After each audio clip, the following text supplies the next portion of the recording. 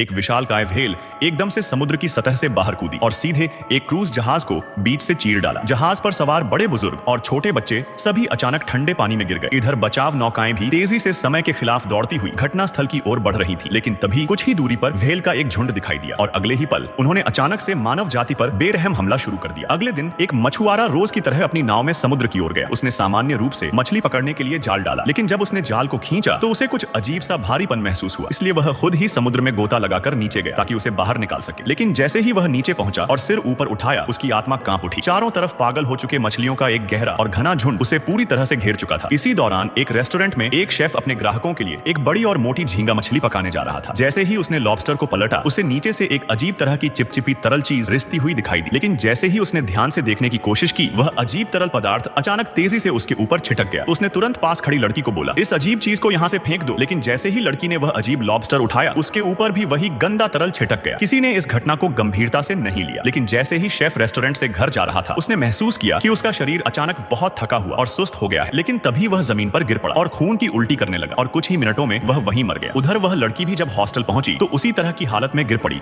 और उसकी भी मौत हो गई। यह खबर इलाके के वैज्ञानिकों को तुरंत चौकन्ना कर गई। वे पूरी टीम के साथ समुद्र किनारे पहुंचे और यह पता लगाने की कोशिश करने लगे कि आखिर समुद्र में हो क्या रहा है। उन्होंने अपने पेशेवर उपकरणों के साथ समुद्र के भीतर जांच की। समुद्र में ऐसे अजीब कीड़े तैर रहे थे जिन्हें किसी भी वैज्ञानिक रिकॉर्ड में पहले कभी नहीं देखा गया था। जैसे ही वे गहराई में आगे बढ़े, उनकी नाव अचानक भयंकर तरीके से हिलने लगी। ऐसा लगा जैसे पूरा समुद्र उबलने लगा हो। हर तरफ पानी में तेज लहरें उठने लगी। फिर कुछ ही पल में सब कुछ अजीब रूप से शांत हो गया। इस दौरान एक दूसरी वैज्ञानिक टीम जो व्हेल के अजीब व्यवहार की जांच कर रही थी, अब खुद बर्बादी के मुहाने पर थी। उन्होंने पाया कि उनकी नाव को दर्जनों व्हेल मछलियों ने चारों तरफ से घेर लिया था और तभी एक भयानक धमाका हुआ। पलक झपकते ही वो सब के सब काले और गहरे समुद्र में डूब गए।